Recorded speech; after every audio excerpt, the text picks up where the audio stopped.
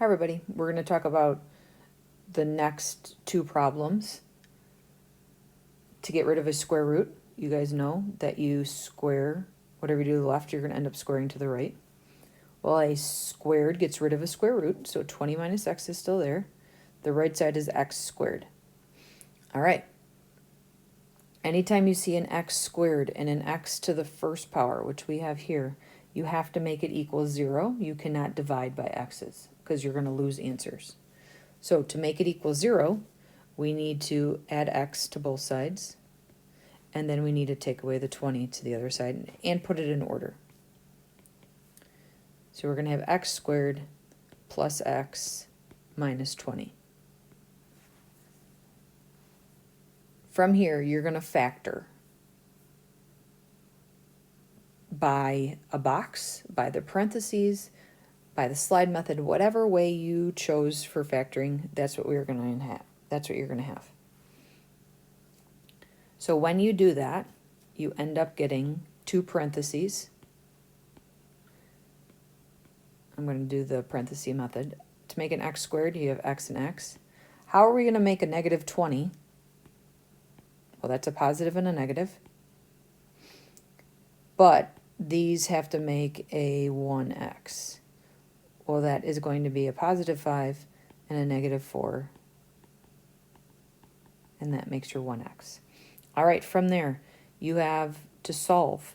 So that means set your two parentheses equal to 0. And solve. Minus 5, add 4. All right, so let's check our answers. 20 minus 4 underneath the square root. Does that equal 4? Going back to the original problem. The square root of 16 is 4. Yes, it is. So we know x is 4. Negative 5. The square root of 20 minus a negative 5, which is really plus a positive 5. Does that equal negative 5? Well, can a square root answer ever equal a negative number? No, it cannot. So this does not work. These are called, or this is called an extraneous solution, and it's rejected as a final answer. So your final answer is only x equals 4. All right, let's try this again. Square both sides. The left is going to be 3x plus 4. The right is going to be x squared. Once again, you have an x squared and you have an x to the first power. Because of that, we need to make everything equal 0 so we can factor out our information. So we have x squared minus 3x minus 4. Factor whatever way you like.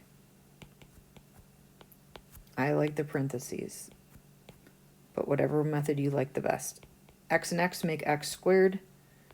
How are we going to make a negative 4? Well, that has to be a positive number and a negative number because those multiply to make a negative number. And what two numbers multiply to negative 4 but will add to a negative 3? Well, that would be a negative 4 and a positive 1. And that will make your negative 3. Set both of our parentheses equal to 0. And let's solve. Minus 1. Let's add 4.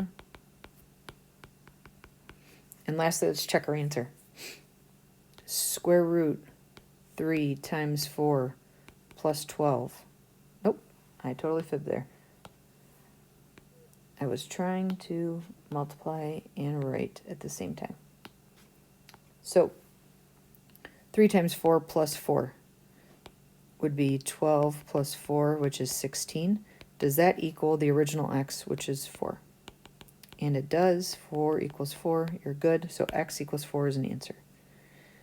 The square root of 3 times negative 1 plus 4. Does that equal negative 4? So you don't even have to do any work. Can a square root ever equal a negative number? No, it cannot. So that gets thrown out, and that is extraneous.